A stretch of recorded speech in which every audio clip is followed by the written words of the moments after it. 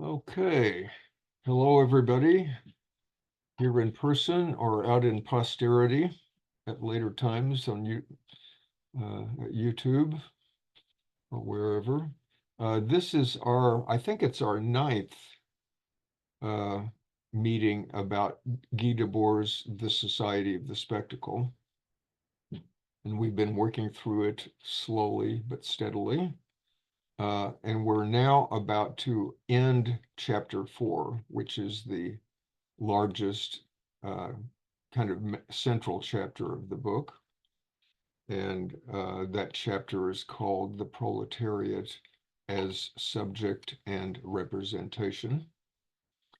And earlier parts in the chapter, we went through Hegel and Marx and the First International, anarchism, uh, social socialism, the Second International, Bolshevism, Russian Revolution, Bolshevism leading into Stalinism.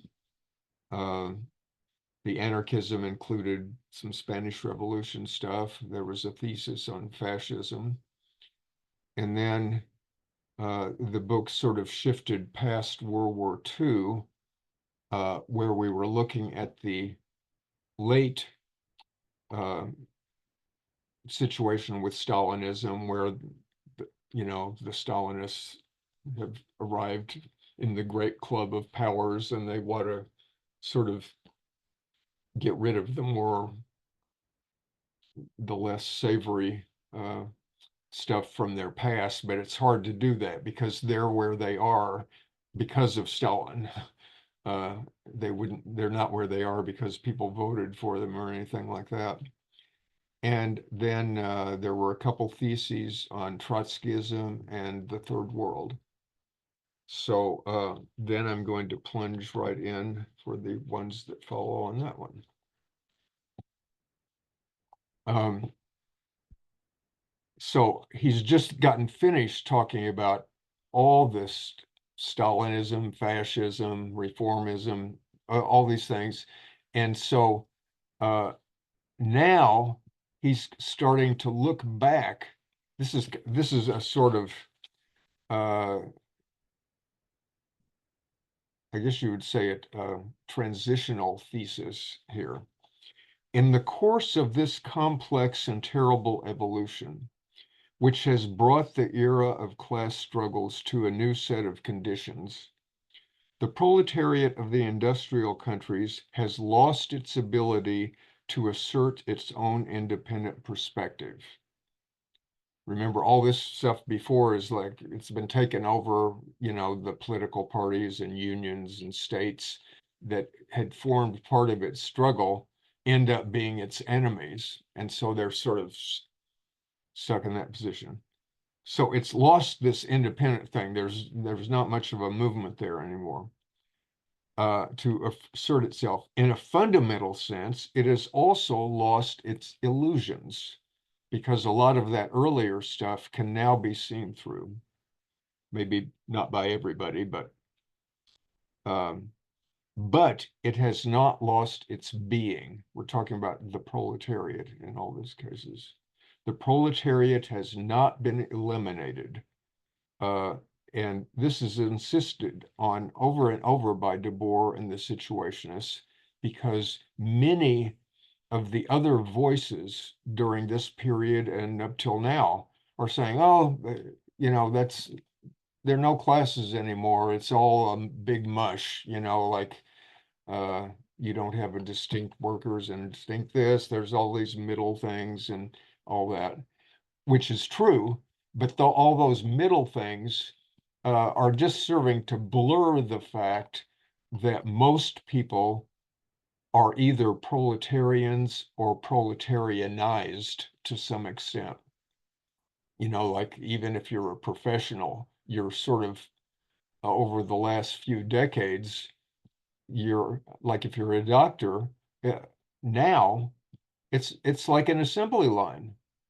I mean, my father was a doctor and it wasn't an assembly line. He was just a family doctor who made house calls and did this stuff. It was a whole different thing. Right now, if you're a doctor, you're going to work for a hospital or a health insurance thing or something, and it's going to be kind of like working in a factory, even though the conditions might be cleaner or neater or something, and you might make more money. So anyway, we'll get back to that. The point is that it's not as if proletarians have gone away. It's that there are more of them than ever.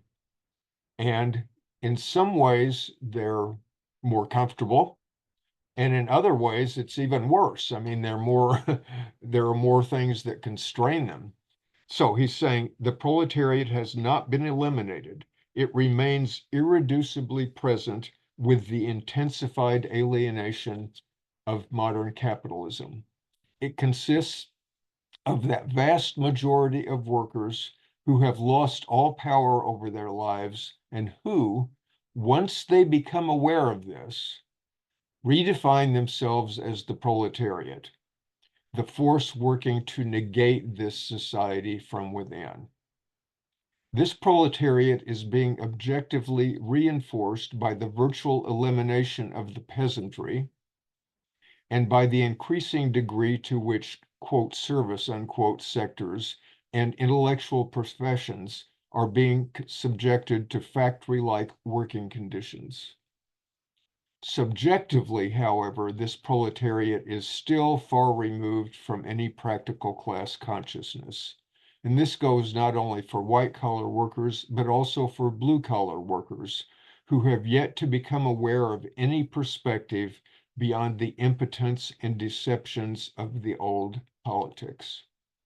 But when the proletariat discovers that its own externalized power contributes to the constant reinforcement of capitalist society, no longer only in the form of its alienated labor, but also in the form of the labor unions, political parties, and state powers that it had created in the effort to liberate itself over the past century or two.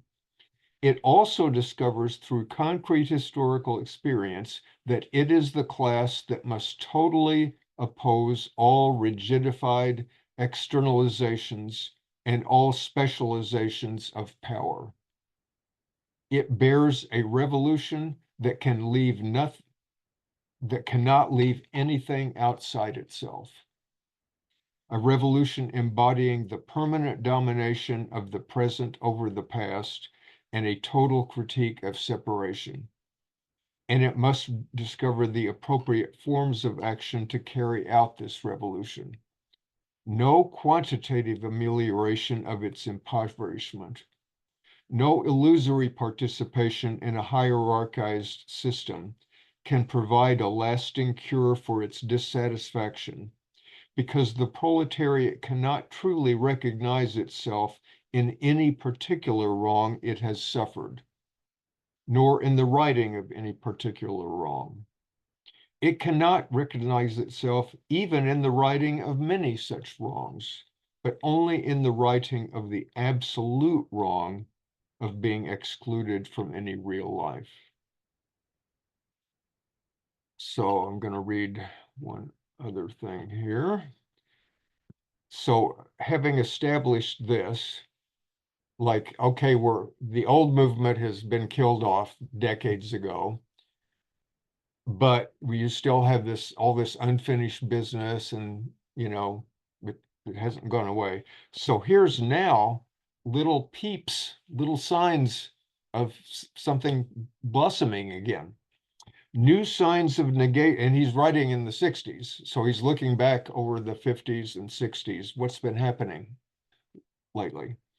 New signs of negation are proliferating in the most economically advanced countries. Although these signs are misunderstood and falsified by the spectacle, they are sufficient proof that a new period has begun. We have already seen the failure of the first proletarian assault against capitalism. Now we are witnessing the failure of capitalist abundance. On one hand, anti-union struggles of Western workers are being repressed, first of all, by the unions. On the other, rebellious youth are raising new protests, protests which are still vague and confused, but which clearly imply a rejection of art, of everyday life, and of the old specialized politics. These are two sides of a new spontaneous struggle that is at first taking on a criminal appearance. They foreshadow a second proletarian assault against class society. As the lost children of this as yet immobile army reappear on this battleground, a battleground which has changed and yet remains the same, they are following a new General Ludd, who this time urges them to attack the machinery of permitted consumption. So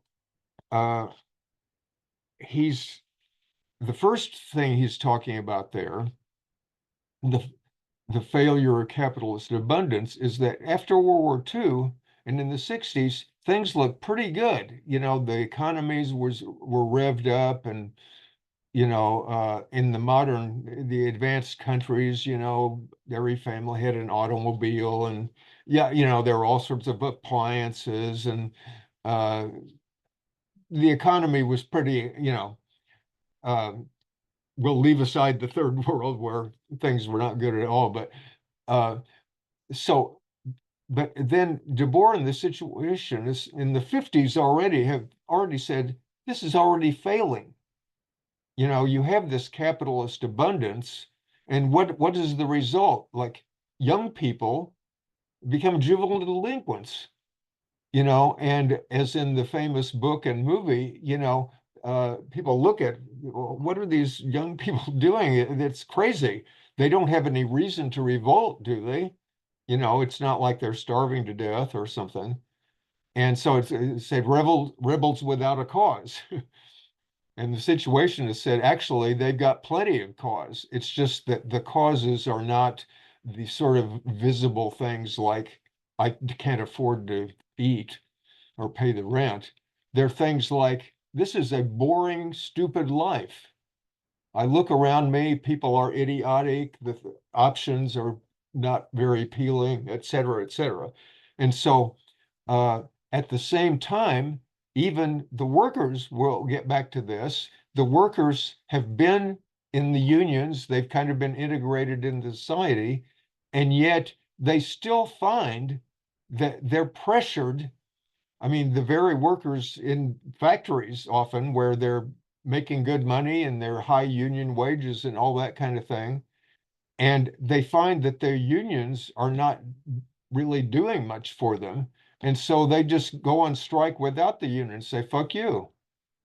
We want different conditions or whatever their thing may be. So Debord is pointing out these sort of two unlike things, but they're parallel things, that if you put them together, uh, you have a possible new proletarian assault. And when he said it has a criminal appearance, you may remember this uh, thing in the Situationist Anthology.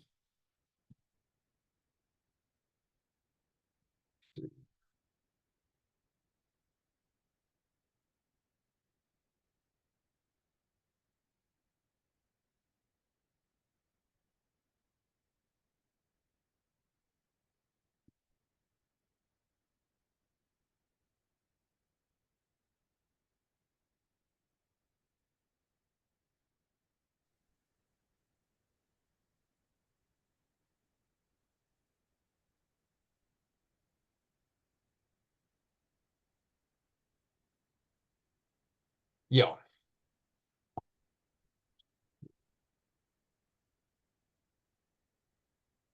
So this is back in 1962, which was a little before Debord was writing Society of the Spectacle.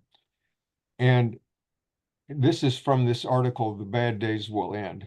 Just as the first organization of the classical proletariat was preceded during the end of the 18th century and the beginning of the 19th by a period of isolated criminal acts, criminal in quotes, aimed at destroying the machines of production that were depriving people of their work. He's talking about the Luddites who would destroy, farming equipment and factory things like that. We are presently witnessing the first appearance of a wave of vandalism against the machines of consumption. This is a neat parallel there that took a kind of brilliance. Like Debord is just really good at, jumping across 2 centuries and saying these people were doing this, and then we have these wild juvenile delinquents or workers, even in some cases, that are suddenly becoming vandals again. But what do? They're not breaking down, um, the farming equipment or something that's throwing people out of work.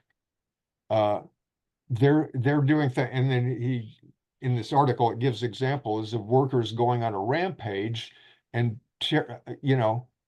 destroying automobiles or neon lights or shop windows. And this was from the news in Italy and France and Belgium of that time, and the newspapers which were looking at this were saying, what the hell is going on here? What are these people doing? What does that accomplish? And Debord is saying, well, if you just step back a little bit and look at this, it's like they're frustrated, and the first thing that's accessible to them is saying, fuck automobiles. I mean, they would like to have an automobile. Maybe they can't afford one, but they're also, when they look at the world that they're in and the lifestyle that they have, all this commuting and advertising and all this kind of thing gets reacted against. And so this article goes on. In both cases, the significance obviously does not lie in the destruction itself, but in the rebelliousness which could potentially develop into a positive project going to the point of reconverting the machines in a way that increases people's real power over their lives. So that's what he's talking about here, is that you're having these things, and the Watts riot would be another case, except that also has a racial aspect to it. But again, it's the case like the commentators, when that happened, they're saying, this is crazy. These people are going crazy. What are they doing? And that's what people said in 1810 about the original Luddites. They're saying, what the hell? People are destroying these machines. These machines are saving our labor time. Well, yeah, in theory they are, but what they're actually doing is throwing people out of work, because so in both cases, there's this seemingly irrational, vandalistic, negative thing. But Debord is saying the point is not to say, go and destroy all these things, and that'll solve the problem. That obviously is not the case. But if you look at that, you're saying there is a passion there, a frustration that is visible in these actions.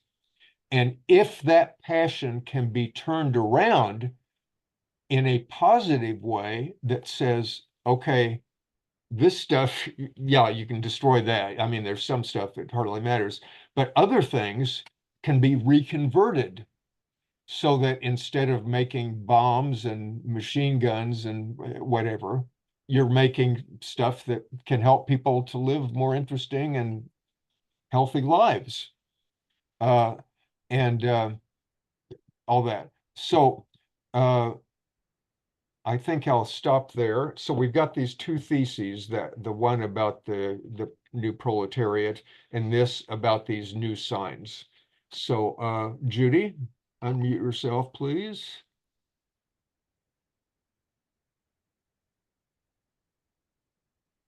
And any other questions, raise your digital hand or put something in the chat.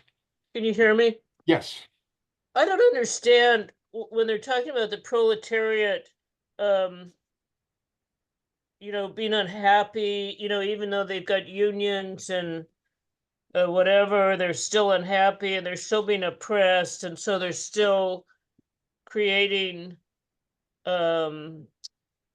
movements to kind of liberate themselves. I mean, speaking as a person, a union person, I was just whatever came to liberate the proletariat that wasn't based on a union. I mean, what were there actually? What kind of movements? Did I miss something? Well, remember when we were talking about workers' councils and the Soviets? Those started maybe sort of parallel or out of unions, but they were distinctly not unions because the unions, which started out as a logical thing, like, oh, we'll get together and we'll pressure the bosses to raise our wages or whatever, better working conditions, ended up being part and parcel of that system. So a very typical thing is that unions sign a contract with the bosses that guarantees they won't strike. And then the bosses in turn sign a contract that says we won't fire anybody unless we've got good cause and we'll raise, your wages 5% every year or yeah, whatever. And so the unions are just another in that context, the unions are like the owners of the workers bargaining for their side of it. But that's not what I'm asking. Yeah. I mean, I understand that and I accept that actually, but I don't understand what successful movements there have been that didn't involve unions because in spite of everything, we are a society, we are based on all this stuff, contracts and whatever.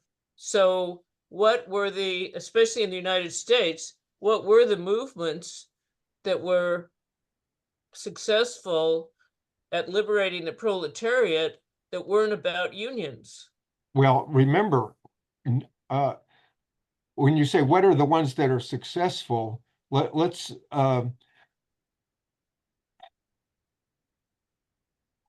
we're locked in a system. It's like let's imagine that we were back in 1820 in the United States, since you want the United States, and we're talking about slavery. And you would be saying, well, how are the slaves ever going to be free? Is that even conceivable? Can you point to any example where slaves have done something or where non-slaves have done something like pass different laws or this or that? And what are the options here? And uh, you Well, I don't think it's fair to start with slavery. I mean, start with the Industrial Revolution, where you had masses of workers that were, trying to get a better lifestyle. yeah. Sli No, that's maybe that was a poor example, but uh, yes, the workers did go into unions, which used to be have a capital crime in some cases, just to do that in order to get better conditions, and they got better conditions. So, but here we are, we have workers with better conditions, ostensibly anyway. Sometimes they end up getting worse again, and uh, and still the world, including the workers, has a ton of stuff wrong with it. And the stuff wrong with it isn't just that, oh, the unions got us a 20% increase and something else could give us a 40% increase or something. It's not just that. Some of the unions might be good at that, although in many cases they don't work very well even for that. But the point is that in the period Debord is talking about, wages were actually fairly high, and they had been since And the main reason that caused them to be high was World War II really kickstarted the economy. I mean, that's, so that a lot of those workers who were in better conditions were in better conditions because they were making weapons in the United States. That's almost the number one, uh, sector of the economy that is just, hundreds of billions of dollars are put in that. And so if you're in that field, yay, you get high wages and blah, blah, blah. I mean, look at the cost. Meanwhile, as you're certainly aware, a whole bunch of other stuff, health, education, all sorts of things that would make life worth living and better and all that get dropped by the wayside. They're just sort of, if they get anything, it's just a little crumb. And the companies that make those big, whatever that airplane is that costs about $1 billion a plane and has never even worked, that gets the money. And that's partly because, like, if you tried to contest that, one of the first opponents you get would be the unions. They were saying, "Hey, don't fuck with our jobs here. We're doing fine. We don't want to, it's just like the coal miners in West Virginia who get freaked out, like, oh, you're going to take away our jobs, have these miserable jobs." But they think if somebody wants to be more ecological, they're the enemy because they're doing this. And the unions have the vested interest in that. Anyways, there have been other things, as we mentioned, the Workers' Council, Soviets, the Spanish Revolution, that did point out very practically, like, this is another way. I mean, you could look at it if you want to, not just fetishize being anti-union or something like this. You could look at workers' councils as being a sort of more fulfilled union, in the sense that it's a union without any bureaucracy. It's a union that doesn't make any compromises, that it's a union that isn't just for me and not you, but it's for everybody working together. But there have been, like, that solidarity movement in Poland was a union, but it kind of, to some extent, functioned a little bit like workers' councils, to the point that people could sort of debate, well, what was that exactly? Because it was actually a lot more far-reaching than a union, and so on. So anyway, do we have some other questions? Sid has interesting comment in the Okay, chat. Sid. Do you want to make your comment in person, or shall we just read it in chat? Okay. Yeah, it crossed my mind to ask the question of whether the current wave of retail theft, especially, it seems pretty organized in some cases, like gangs of hooded people going and trashing gas stations is the most recent one in Oakland, et cetera. I was just wondering if those, and it doesn't seem, I mean, one would think that, I mean, one could say, well, it's just about people who don't want to work going and getting a bunch of stuff so they don't have to do a job, which in itself is possibly revolutionary. Well, it's certainly understandable. Yeah, it's definitely rebellious. So I just thought that sort of crossed my mind in terms of the notion of rebelliousness perhaps without consciousness, Yeah. Well, again, these sorts of things are hotly debated in radical scenes, because you could say, well, is that like Watts, or is it like the Luddites, or is it like this? And it may overlap with, like, mafia kind of things or something. you know, where you're saying, well, this is just a gang, you know, that is just, you know, not like a spontaneous thing, but it's sort of like an organized pillaging of of something. And you know, so it can get kind of complicated there. The point is, again, as Debord stresses in the Situationists in that other article, the point is not to say we advocate this. That's what you will find many so-called pro situ people or other people back in the day when like back in the 60s or 70s that said, oh, you know, like the Situationists are saying that be like Watts, smash, loot, something. That's how to contest this system. And that's not really what they're saying. You know, there's an element of that. The Situationists are saying, let's look at what happens in Watts here, like this in the right next to Hollywood in this supposed great society and all that. And suddenly something, you know, and people just go wild and doing these things that seem irrational. Or you can just say, oh, they're just stealing, you know. Yeah, it seems like there's a mixture of stuff, you know. Exactly. And, you know, it's kind of like this pot, you know, and and different people might feel differently about it, right?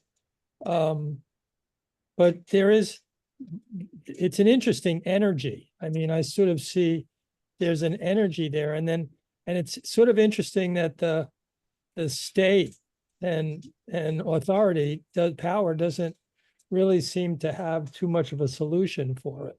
Yeah.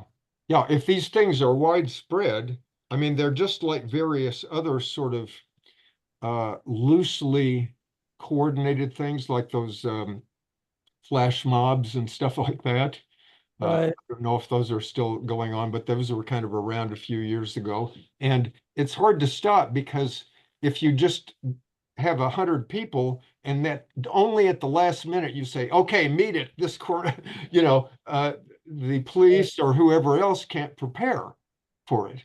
Yeah, like Sometimes it can be just sort of little fun stuff, like let's converge at a metro station, a subway station or something, and suddenly sing Mozart's Mass or, you know, out in the middle of nowhere. And everybody always enjoys that. So that's like another thing that is not so negative, but, you know, it's just a fun thing.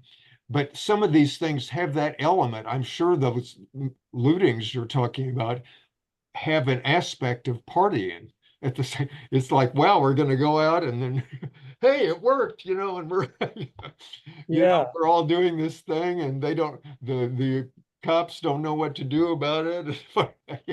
Yeah.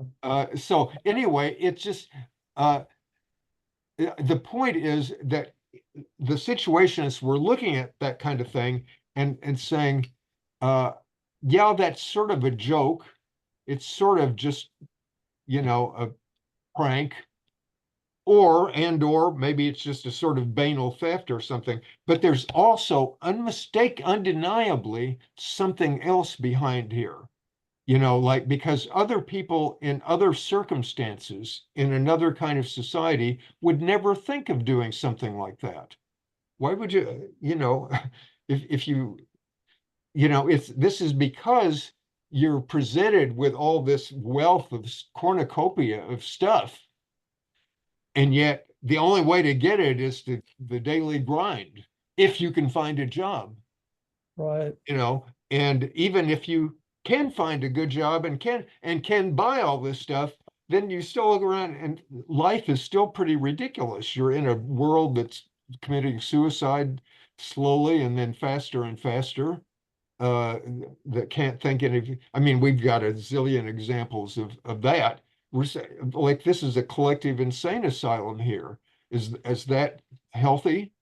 You know, and that's come out of a society that includes unions, political parties. All these things have created that or contributed to that kind of society. And you know, so the sort of rational arguments like, oh, those people shouldn't be destructive, or you should be polite in debating this issue, or something like that. Yeah, you know, they're not looking at the whole world collapsing around them. And so people who are doing these kind of wacky, wild things at least have a better sense of what's going on. Namely, this world is insane, or this society, let's not say the world exactly. This society is insane. It's stupid. Yeah, it would be You know? cool. And it's just, it just has, there are examples of it all over the place. And the point is not just to have a nihilist kind of thing like, oh, humanity is stupid, or, you know, it's always been a mess, or something like that. I mean, there's pretty specific reasons for this. Like if you have a society where one guy can have $100 billion and a million other people can have less than nothing because they have nothing and they're in debt and they're homeless or something. And this is supposedly a natural thing that you're supposed to just adjust a little bit, you know, so that the people at the bottom can get a little pittance, you know. And then when you try to do that, the Jeff Bezoses of the world will support Trump or somebody so that they don't have to pay Give up their little piece. 5% more taxes or something like that. You know, I mean, it's insane. Mhm. And so anybody looking at that and says, well, I have to play fair and we all have to do our part, is, you know, those are the people that are insane. You know, Mhm. the people that assume that things are pretty much okay, but there's a few things that could be improved. I mean, those people are clueless. I mean, the people that, you know, loot or do these other things, even if they're doing wild stuff, I mean, it may be negative stuff, you know, they at least have some sense that it is very unsatisfactory and it's idiotic and, you know, like, I can't stand it. So this is the thing that back in the 50s and 60s, when this was not so evident, like in the 50s, in most places, I mean, maybe not if you were a black person or something, but for the most part in the United States and in parts of Europe and so on, you would, the sense was things are getting better. The war was horrible, but the good guys won, and now, you know, little by little, we're building back, and you know, all these new highways are going in and people have cars, and yay, you know, we've got TVs now, isn't that? Yeah, you know, at first it looked kind of cool, you know, like, gosh, we're just getting all this cool stuff, you know, and that's going to make things better. And then right in the middle of that richness, and it was a richness of sorts, you then have, well, where are these juvenile delinquents coming from? Why aren't they pleased that, and it's not just the poor ones, you know, it could be people that are wealthy and they end up going out and being drug addicts or something because they can't think of it, you know, life has become a big bore or, you know, whatever.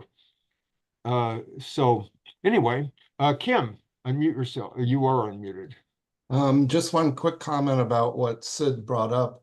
One solution that people in the Bay Area may have noticed, large grocery store chains, for instance, are locking up more and more of their items behind glass cases. So for instance, I went into a grocery store recently just to get some toothpaste, and even that was locked up. And I had to get an employee to unlock it just so I could get some toothpaste.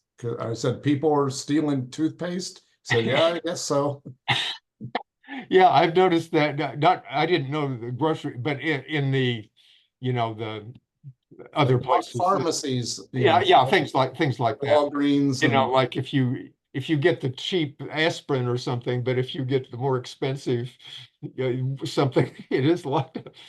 And you know, so then the prices go up because they have to hire those people to come do that. They have to hire the guards to watch against shoplifting and all this. It becomes just completely idiotic, you know, things that could easily that cost about 2 cents are sold for $2 because there's all this overhead. And of course, it's not just because there's overhead, it's because the people who own them figure they can get away with it. So of course they charge more. And then they blame it on inflation or something. So anyway, Ed has his Ed hand. Matthews, Yeah, hopefully you can hear me. yeah, Okay. Just a quick note that at this particular time, the Debord was writing in the mid-60s, this is the beginning of a shift in sociology between quantitative analysis to, lo and behold, qualitative.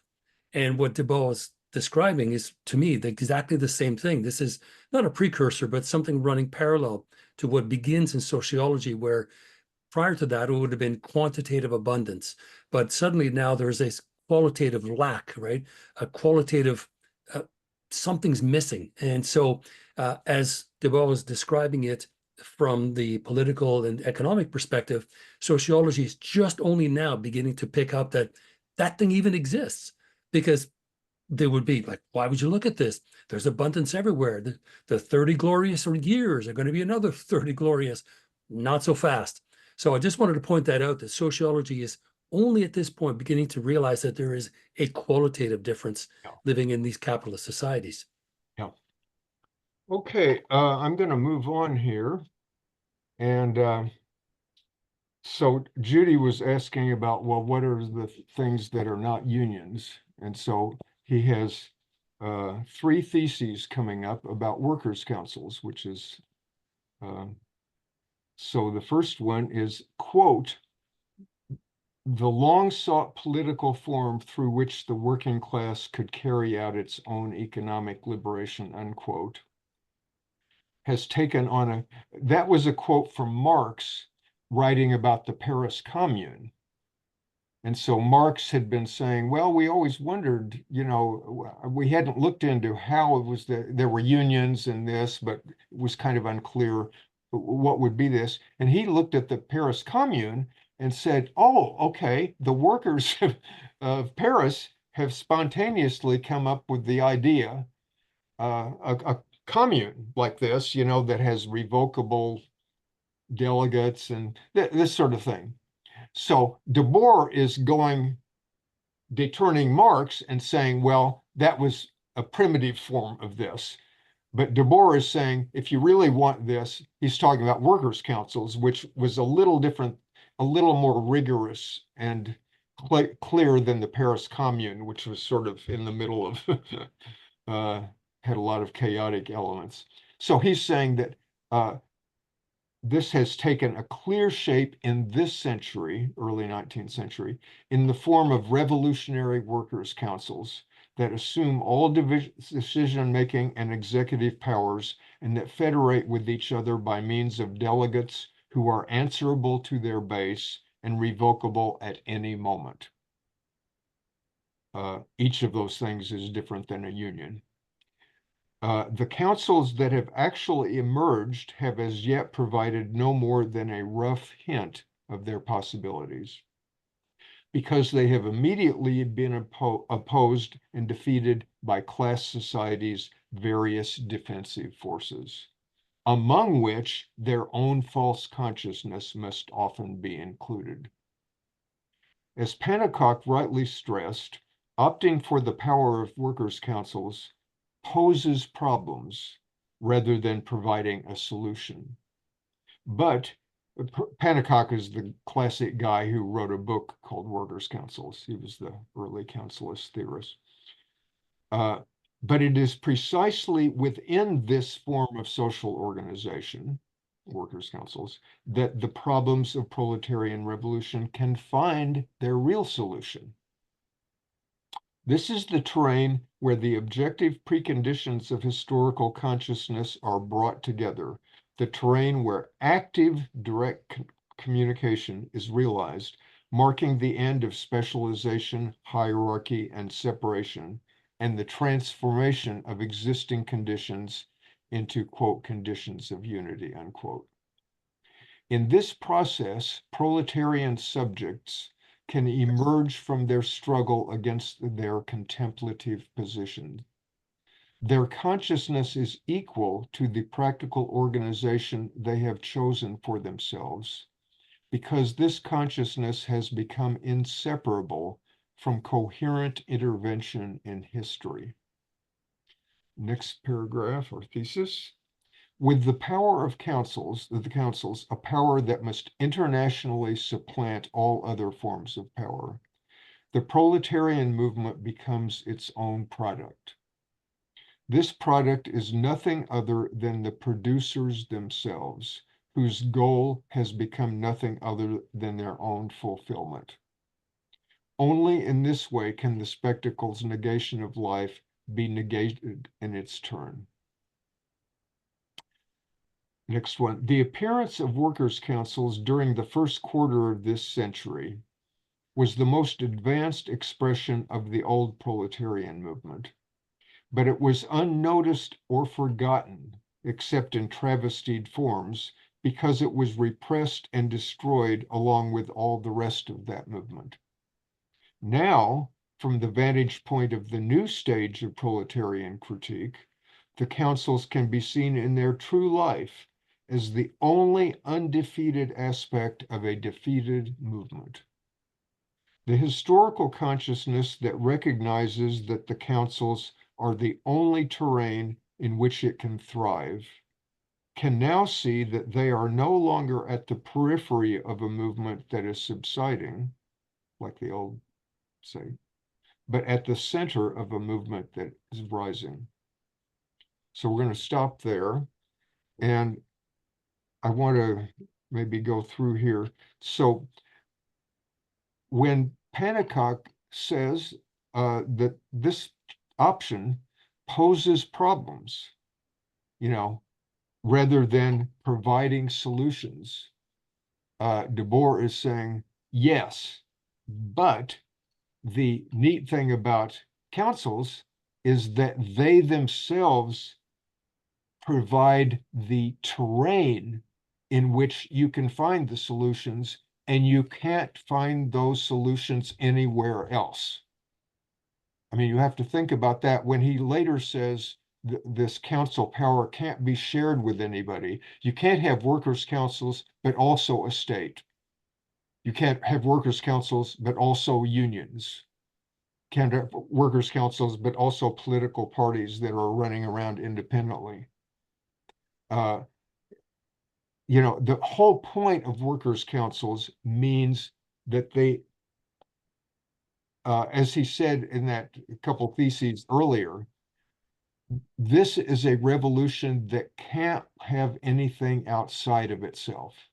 You can't say, we're going to change the economic thing here, but we're going to leave the culture as it is. Or we're going to leave the political thing as it is. You can't say, we're going to leave the economic stuff as it is, but we'll change how the government works.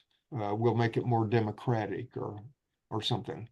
Because as long as you have a capitalist economy, it's automatically going to be unequal and, corrupt, etc. There's no way around. That's the essence of it. And so in the same way, the councils will have big problems to figure out. And each council's movement that has arisen in, Russia in 1905 and in Germany and Italy, the factory occupations in 1920, Spanish Revolution, Hungarian Revolution, 1956, and other places.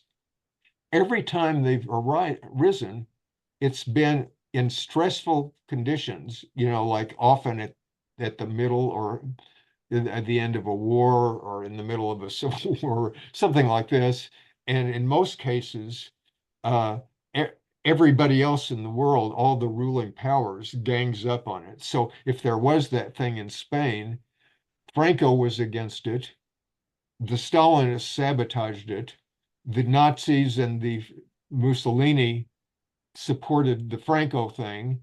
England and Germany, the United States, oh, you shouldn't do that, and didn't do anything to save it, and so on. So it's like totally isolated. Of course, it's going to get crushed under those conditions. The only way it's going to win is if it spreads rapidly and doesn't compromise, with existing powers.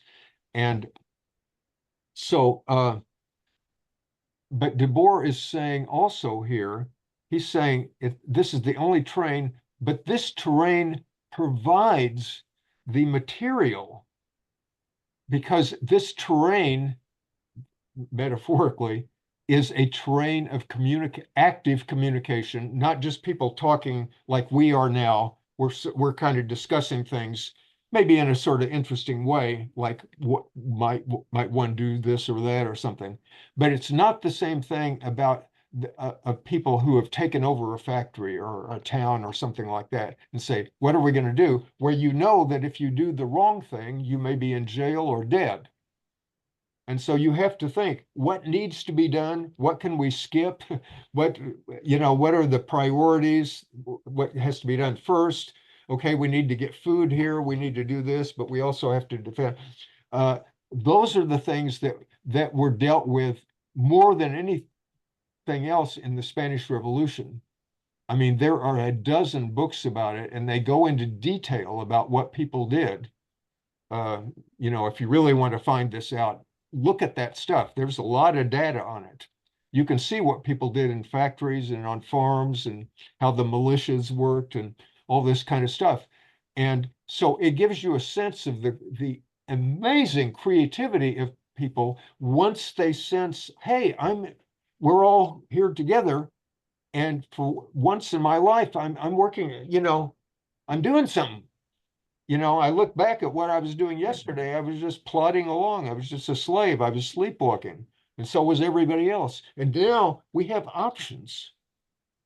And so that's the terrain he's talking about. Like, this is a terrain of executive action. In other words, decision, communication, where you're communicating, but you're communicating in a real, practical way. About things like, do we do this or that? And so then once again, that number 118, which was the last one I read there, it's interesting that, okay, these movements arose within previous movements, like 1905 Russia. I mean, I've mentioned various of them. Like, if you look back on those movements, there was a lot of revolutionary unrest in Germany and Italy after World War I, for example. It wasn't just workers' councils. There was reformist things, there were unions, there were political parties, there were, so on. So if you were there, you might have, the workers' councils aspect might have kind of got lost in the shuffle, because it was kind of a new thing, and even the people that were participating in it didn't exactly know what they were doing.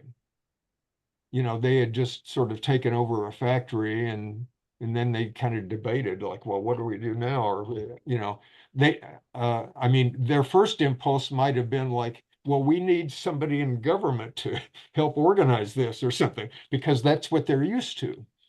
Nevertheless, in some cases, the government wasn't doing anything. And so the striking workers or peasants or whoever it was ended up doing this stuff on their own. And then they get crushed, of course, which you could have predicted in most cases, because and part of, not always crushed, because a lot of times they just sort of gave up. They did this thing, they occupied a factory, and then they just went home because they didn't know, well, what do we do now, or something. And they just sort of drifted back into habit, because all their life they've been having people tell them what to do, and going to work and collecting their money and paying for things, all that. And so in many cases, they had power in their hands and they let it go. That's kind of what happened in May 68. So anyway, back then, this could be kind of lost in the shuffle. Like, you'd say, oh yeah, there were some obscure little things over here, in 1921 or something, this was happening over here.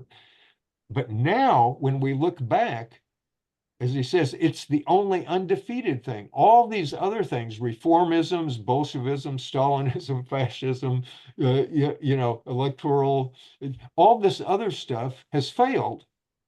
I mean, we can see the world that other stuff has built, and we can see, oh, great, a reformist union, a reformist party comes to power and everybody's optimistic, and then it just turns out to be the same old thing. I mean, in talking about unions, I mean, it's almost a stereotype that after a certain point, the unions get corrupt and stodgy and conservative. And then there's a new movement in the union. Hey, look, this new guy president, you know, we got to throw out these corrupt people who are selling us out. And yay, and the unions elect a new guy. And then 10 years later, it's the same thing. Hey, throw that guy out. He's, you know, and it's kind of the same thing. I saw a long time back in the 60s, I think I saw some little postcard illustration or a poster or something like this of Latin American revolutions. And it was like, revolution comes to power, takes over the state, you know, and the dictator is rushing out the back door with a valise full of money, you know, to get out of the country. And yay, the new leader, you know, Sergeant so-and-so is, you know, going to do this, you know, and then next frame, it's like Colonel so-and-so is, you know, then the next frame, there's another young whippersnapper saying, we got to throw out Generalissimo, so, you know, and Generalissimo runs out the door with his money and the new guy comes in. And it's kind of like that with the unions and political parties and all that. So anyway, that kind of stuff ends up just happening over and over. And it seems like, you know, this is the same old thing. This other stuff gets buried. But now, in the new context, if we've been reading this book and sort of looking at what's happened in the decades leading up to 1967, you can look at this and say, all these other things have failed. Workers' councils didn't fail. As he admits, you know, okay, sometimes the workers' councils didn't know what they were doing. They were just sort of half, you know, but you can't say that the council form as such, you know, led to a disaster, because it never did. You know, actually, like in the Spanish Revolution, it was the total opposite. That was if it hadn't been for the revolution, the fascists would have won instantaneously, practically, because the Republican government wasn't doing anything. So anyway, looking at that, you can see that the vital part of these old movements was not defeated. It was crushed along with everything else, because it was just but now looking at a new movement, we can say, what is of value in the past that we want to pick up again? And that's the first thing, is that you look at that and you say, aha, the past already pretty much discovered this form, and it has never been refuted. All these other things are full of disastrous results. You know, progressive politicians who sell you out, you know, blah, blah, blah. The whole thing. This was the only thing that was not like that. Like, so you already have not a formula totally, because the very definition of workers' councils and other things that are kind of synonyms, like generalized self-management or something like this, by definition, they're complex, they're not fixed, but they're a general framework that you can look at to say, what would we do if such and such, like if a May 68 situation came here? And we already have like abundant notions of things to do. And when we were in the practical situation, we would find, oh, okay, we need to do something a little differently here. But the basic notion that you don't elect a representation above you that you are then slaves to, that if you need to elect people to do something, you delegate them, and you have the power to say, you're out. The instant they do something that they said they weren't going to do, or that you think is not leading the right way, or something like that, they can be booted out by the same way that they were in. They don't have an independent power. They just have a power of like coordinating and stuff like that. So that's the general rule of thumb. In my little book, The Joy of Revolution, I go into more detail about that. And I even say, yeah, there's examples where you say hierarchy is okay because it's the most logical thing. It's just that in general, you don't want a social hierarchy that is, you know, established and permanent. You know, if there's a fire and there's some expert on fire control, you say, tell us what to do.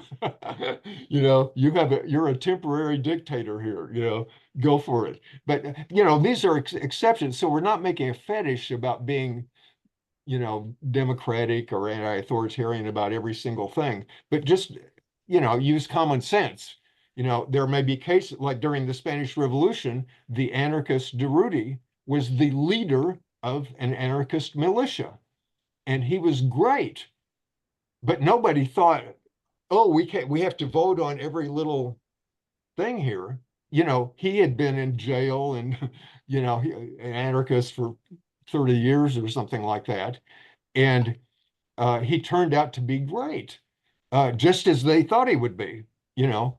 And then he was assassinated, uh, you know, in late 1936. But, you know, in other words, this is not like a thing where you write down you can't have this or something.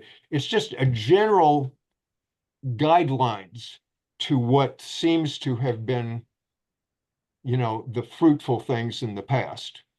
And that's what he's talking about here. So I think I'm going to go on through here. So we'll see just finish out this chapter because it's not very far. And so we have these three things on workers' councils. Then we have three theses on revolutionary organization, which is not the same thing. You have to bear that in mind. Workers' councils are the whole shtick. It's like you've taken over a city or a country, or at least like a factory or something big. And so everybody there is involved. So there are certain things like everybody needs to do this stuff. Now, a revolutionary organization is a different thing. It might be 5 people, it might be 50, might be 500 people. It depends, but it's just a group of people within the existing society that have the aim of overthrowing that society or of making a dent in it, at least in some form or another. So, for example, the SI was a revolutionary organization, and on the average, it had about 10 people. So it's not the same thing. The SI could not possibly do the things that a workers' council of, 500 or 1,000 people could do. It has a whole different thing. And so there is, when we were reading the SI Anthology, there was an article called Minimum Definition of Revolutionary Organizations that was adopted by the SI in 1967. And so this is just kind of summarizing that little one-page thing also in even shorter form in these three theses. A revolutionary organization that exists before the establishment of the power of workers' councils will discover its own appropriate form through struggle. But all these historical experiences, all this stuff leading up here, have already made it clear that it cannot claim to represent the working class, represent italicized. It can't come forward like the Bolsheviks did and say, we're for all power, but we represent that stuff. So elect us and we're going to, that is bullshit. And that's been refuted by all these experiences. So its task, the revolutionary organization, rather is to embody a radical separation from the world of separation. Okay, you could write a book about what does that mean? But he's put it this like in this whole book, remember the first chapter was separation, what was it? Perfected. We've come to the pinnacle of, this is separate. So this, you have to take this in context. It is obviously some separations are inevitable or useful or something, but he's saying that the separation of people is kind of in tandem with the alienation of people. They're separated from each other. Their minds are separated from their bodies. This little group separated from that group, et cetera, et cetera. And so if you say this society is characterized by separation, just like it's characterized by alienation, roughly the same thing, then you say, given that, remember that he said the workers have to discover that they can't leave anything out. It's a revolution that can't just be a partial, it has to take in everything. And so if you're a small revolutionary organization, then you can't take over the city by yourself or something. But one thing you can try to do is to, in your group, as well as in your person, try to combat those essential characteristics of the society that you're trying to overthrow. If the society is hierarchical, then you don't want your group to be hierarchical. Again, there may be nuances or exceptions or something, but in general, if you've got a group that has a leader that tells everybody what else to do, I mean, we've already seen where that leads. That's not how you overcome a hierarchical society. If you think that workers' councils can democratically do this stuff non-hierarchically, the least you can do in a small group is also act non-hierarchically, that you have a democracy within the group, not democracy with everybody else. That's completely meaningless. It doesn't mean that you go out, man on the street, and say, come on in, and we're voting on this. What's your vote? That is, you're choosing who's in it, because just like you choose who to invite over for dinner. Who are the people that you trust, that you want to work with, that you think are reliable, that you think have something to contribute, and so on. There may be many other people who don't meet those characteristics who are very fine people. Maybe your boyfriend or girlfriend or something. But that doesn't mean, oh, they have the right to be in this group, because that's not the point. A revolutionary group has a purpose, and its purpose is to fight the system. So there will be some selectivity there, depending, because if you're going to be democratic, you don't want to just invite the police into your group or invite conservatives in, or it doesn't make any sense. So that's what he's talking about here. Revolutionary organization is the coherent expression of the theory of praxis entering into two-way communication with practical struggles in the process of becoming practical theory. Its own practice, is to foster the communication and coherence of these struggles. At the revolutionary moment when social separations are dissolved, the organization must dissolve itself as a separate organization. That doesn't mean that the moment something happens, you dissolve, because just because something's happening doesn't mean that the society has been overthrown. But the aim is, I mean, again, you can contrast it with the Bolsheviks. Like, if you have indeed thrown out the capitalists and, driven out the then the excuse that, oh, we still need a hierarchical thing and we still need police and all this here, that doesn't cut it. To continue, a revolutionary organization must constitute an integral critique of society. That is, it must make a comprehensive critique of all aspects of alienated social life, while refusing to compromise with any form of separate power anywhere in the world. In the organization's struggle against class societies, the combatants themselves are the fundamental weapons. A revolutionary organization must thus see to it that the dominant society's conditions of separation and hierarchy are not reproduced within itself. It must constantly struggle against its deformation by the ruling spectacle. The only limit to participation in the organization's total democracy is that each of its members must have recognized and appropriated the coherence of the organization's critique. A coherence that must be demonstrated both in the critical theory as such and in the relation between that theory and practical activity. So I'm going to stop there. We have a few little ending things that come up. So, Mike, unmute yourself, please. Mike Bellard. Valerie, that's you.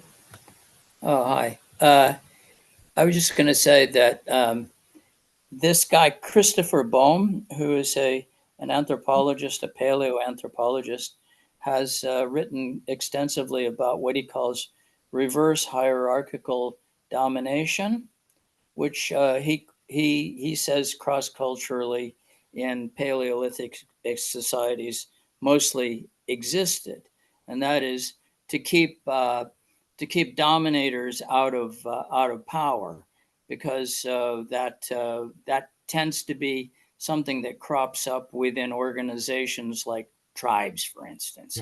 Yeah. And so I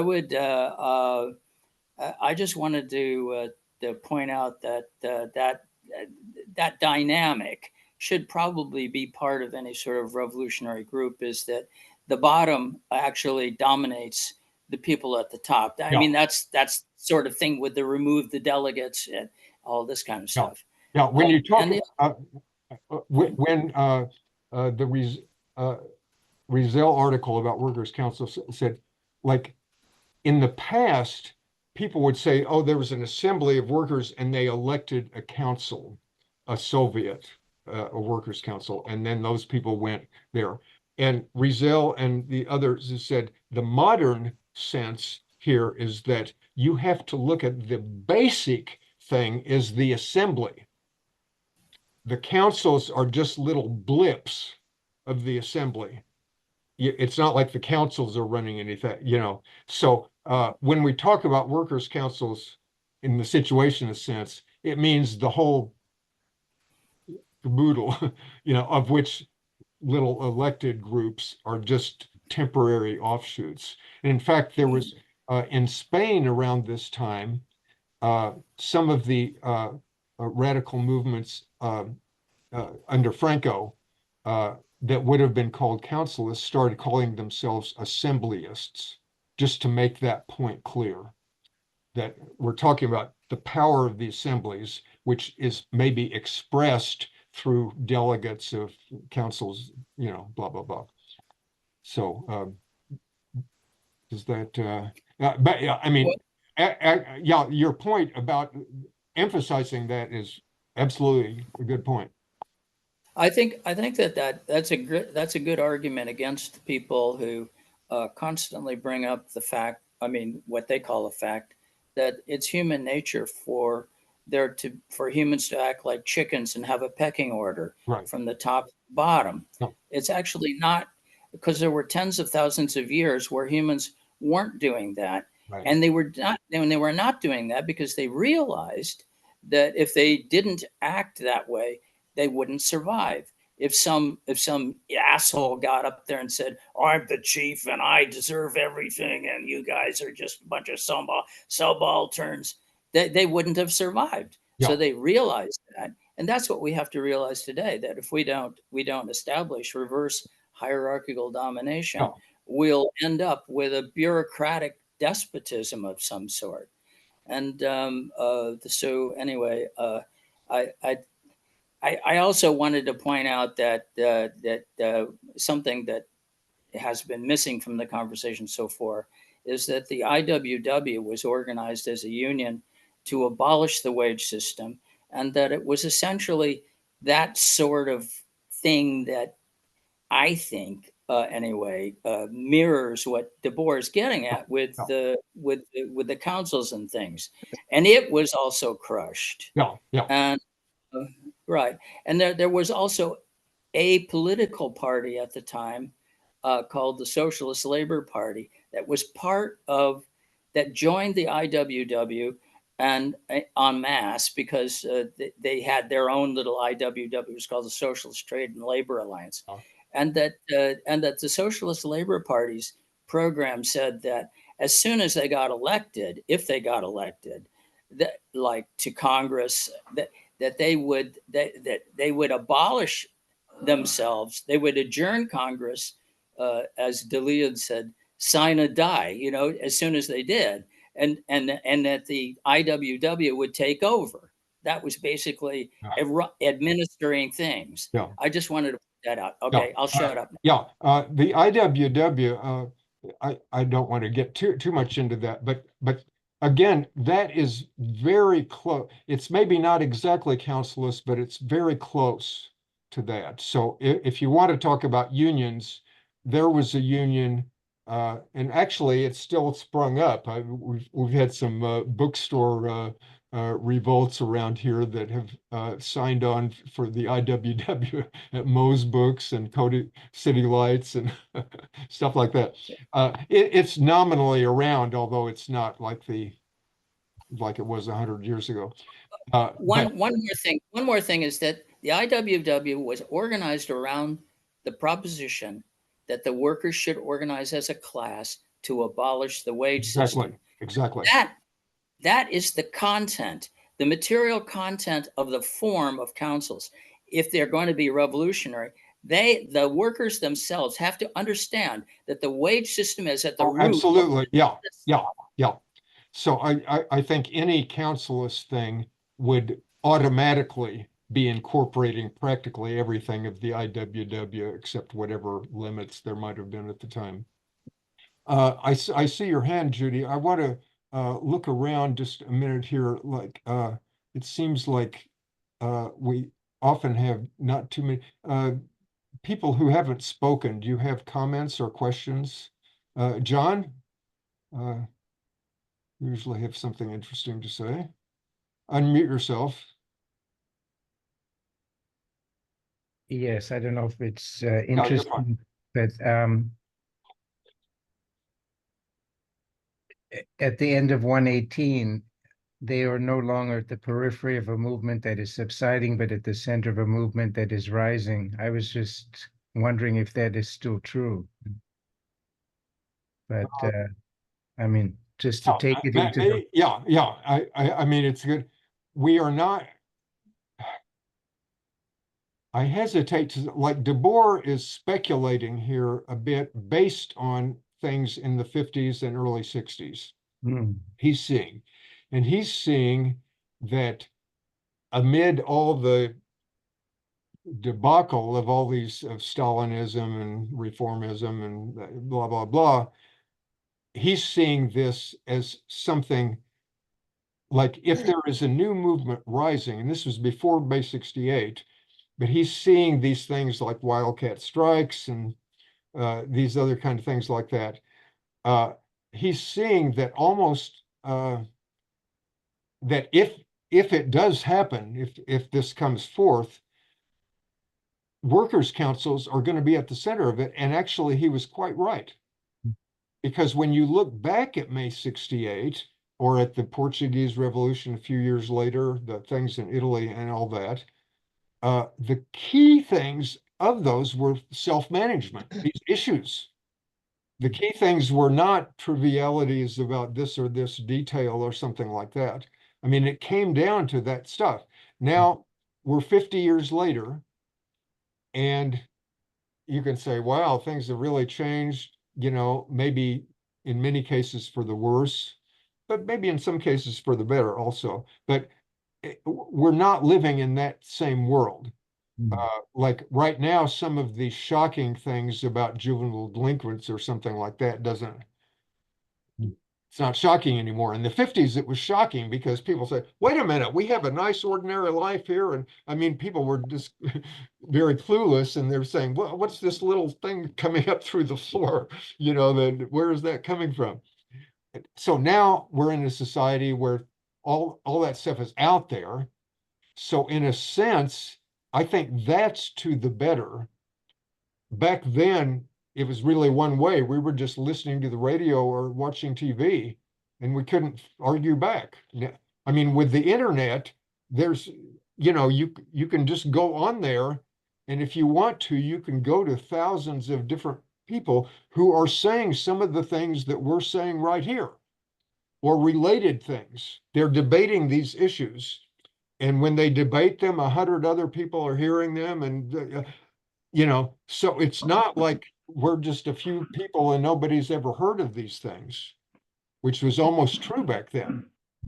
I mean, so that's a good thing. And so things like the Occupy movement can happen that were much more rapid and widespread than May 68. But on the other hand, it didn't have the kind of power, the sort of oomph that occupying factories would. I mean, you're occupying a street corner or something, it's not the same thing. That's just sort of like a glorified ongoing demo or something like that. It was a little different because you were having tents and things, you were occupying something, but so your point is well taken, like we're in a different world. So maybe we can't say, hey, workers' councils are coming, but the essential issues are there because all the problems that we're facing lead back to that. Because the only way, I mean, we've seen that the present organization of the world, with all its governments and unions and NGOs and lifestyles and celebrities and all that, is doing practically nothing to avert the whole world going down the tubes physically. And at the very most, a few of them are pretending to do it and not doing very much. Like they'll have a conference on global warming that says in 50 years we promise to try to do better, or and it's already going faster. And so I don't want to go too off topic, but I've been reading Guy Debord's work, Comments on the Society of the Spectacle, which he wrote 20 years after the book we're reading. And I just hope at some future time you would comment on what you think about this book.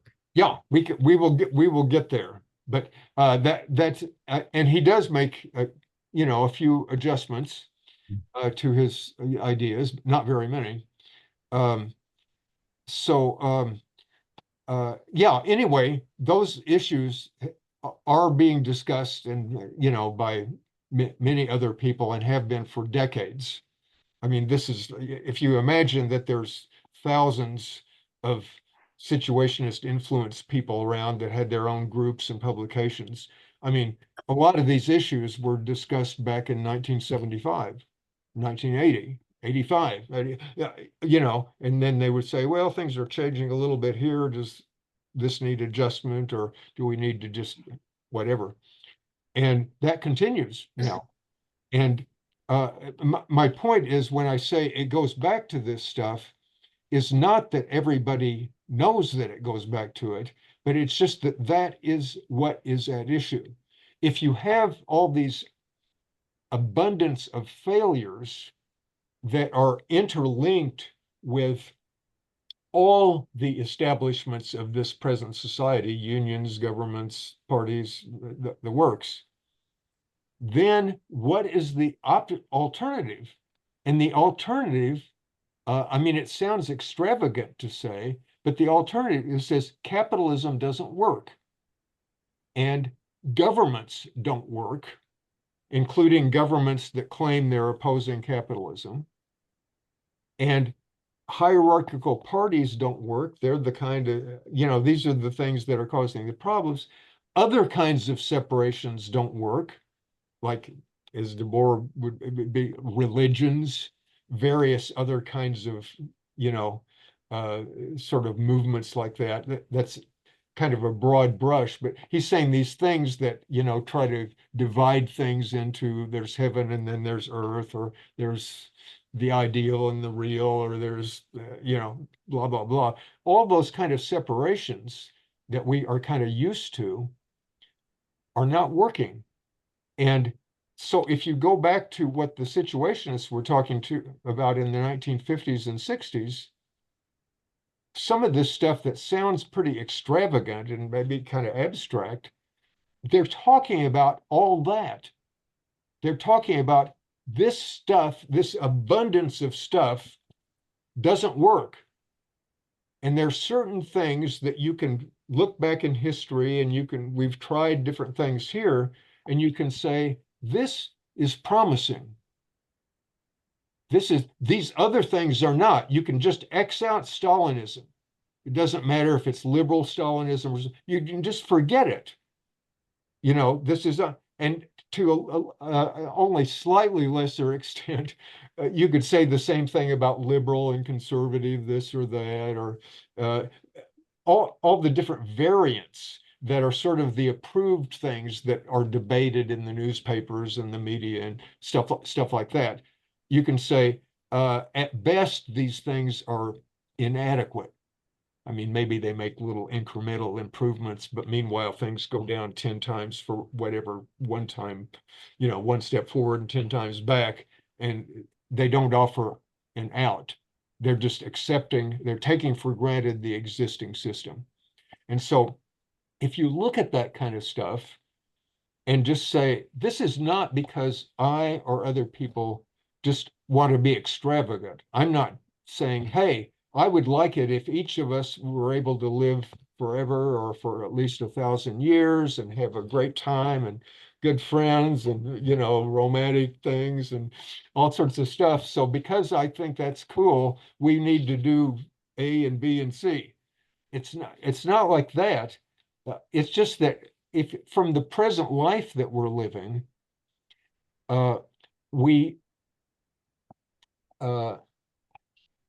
we see that we have those potentials because almost probably everybody to some extent has memories or little things when they were a kid or something. They remember what it was like to have a free, joyous existence.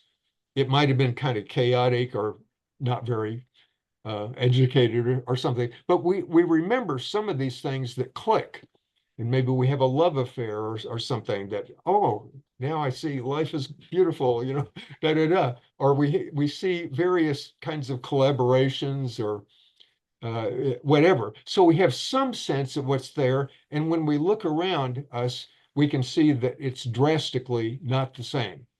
And we wonder, well, does it have to be this way? Do people have to plod away to the factory every day for 8 hours and then commute for 2 more hours and just so that Jeff Bezos can not have to pay more taxes it's completely idiotic, so that we can have wars that kill millions of people over here, because so that somebody can make some more profits or so, so when we look at like, what are the options here?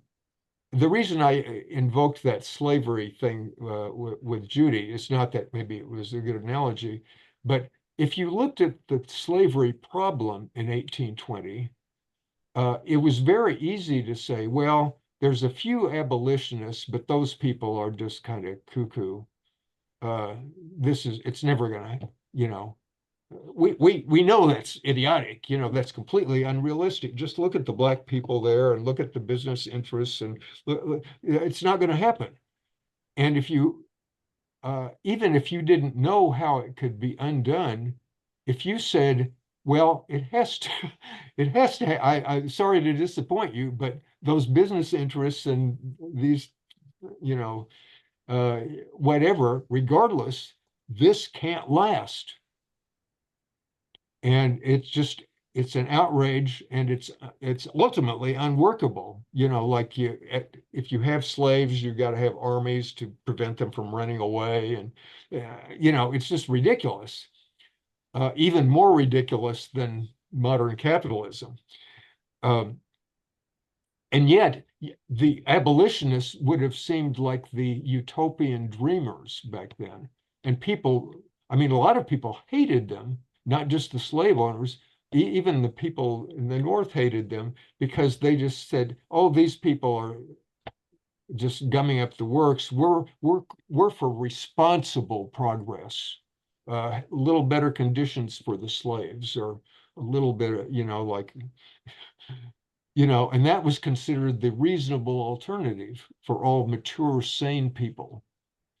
And so it's kind of the same thing here now, where people that in the present state of the world that are saying, well, we need to adjust the government a little bit, or we need to hope so-and-so gets elected or something, because otherwise, oh, it's going to be horrible.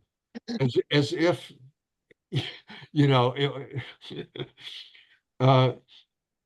so, and it's that way at practically every election. It's, oh my God, if the other one gets elected, or not that I, on the current thing, I sympathize with people who are rooting for one side, but it's just that if you're locked in that, you're not really looking at what's the whole picture here. The whole picture is the world's going, it's just like the thing about the Titanic heading to an iceberg. And you're saying, well, yeah, but if everybody rows backward, maybe we can slow it down a little bit, and maybe, the point is you have this ship that is going to crash, and you're saying, well, I think we need more women, being admirals here, and more gay people or something. So not to get in these broad areas here, but I mean, so my point is that we're coming back to these kind of things. I want to just read the rest of the thing here, so we'll have that. So after the revolutionary thing here, as capitalism's ever-intensifying imposition of alienation at all levels makes it increasingly hard for workers to recognize and name their own impoverishment. Like, what's wrong with my life? What is it? For example, a slave could name what's wrong. Hey, this guy's bossing me around. But it's sort of hard. It's more abstract. Like, well, who's my enemy? Or, do I, putting them in the position of having to reject that impoverishment in its totality or not at all. Revolutionary organization has had to learn that it can no longer combat alienation by means of alienated forms of struggle. So we've already gone over that with the Bolsheviks, etc. Now, this next one is a rather dense one, so don't worry too much about it. But it's again kind of summarizing what this revolution demands, and it demands a lot. Proletarian revolution depends entirely on the condition that, for the first time, theory as understanding of human practice be recognized and lived by the masses. I mean, basically what that means is that the masses have to come to understand what they're doing and make it real. And huge project. I mean, when we look at the masses now, who can think of nothing better to do than, vote for some moron or something, it doesn't sound very, but the point is, in the past, masses have done that. The same masses that were monarchist in 1788 attacked the Bastille in 1789 and cut off the king's head in 1792. And those 1788 masses were probably no brighter than our current contemporaries. Anyway, it requires that workers become dialecticians and put their thought into practice. It thus demands of people without qualities, he's kind of alluding to that novel, The Man Without Quality. Qualities. It thus demands of people without qualities, people with no qualifications, more than the bourgeois revolution demanded of the qualified individuals it delegated to carry out its tasks. So remember, in that very revolution I was talking about, you had people like Robespierre and Saint-Just and Danton and so on. These were like lawyers. I mean, these were very qualified people, kind of comparable to Jefferson and Washington, you know, people like that.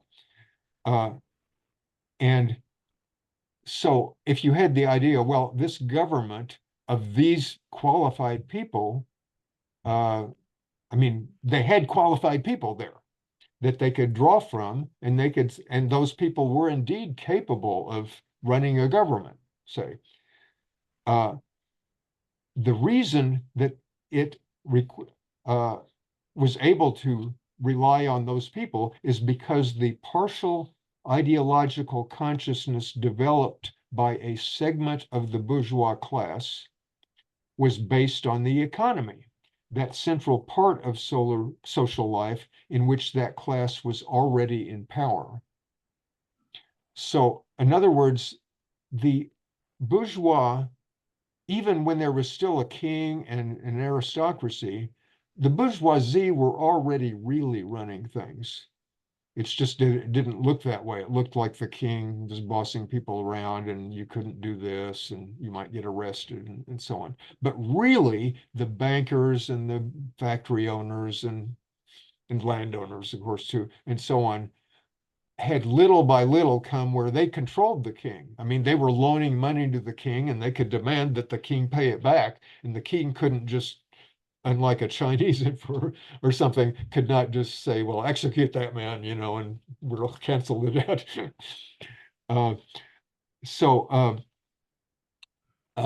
The economy was already in power. It's just that it wasn't visibly in power until the Jacobins took over. And then you could say, hey, the lawyers are in power, the bankers are in power. It used to be the aristocracy. It's visible. So the development of class society to the stage of the spectacular organization of non-life, which is what this whole book's been about, is thus leading the revolutionary project to become visibly what it has already been in essence. In other words, there's been this, just like there was that bourgeois revolution, which won ever since like 200 years ago, there's also been a proletarian thing underneath that, which started to say, hey, we were along with that bourgeois thing and they got in power and then they ignored us.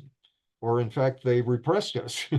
I thought this was supposed to free everybody. Well, basically it freed them to, you know, force us to work 18 hours a day or something, you know, and we don't have any, if we try to break the machines or something, we get executed.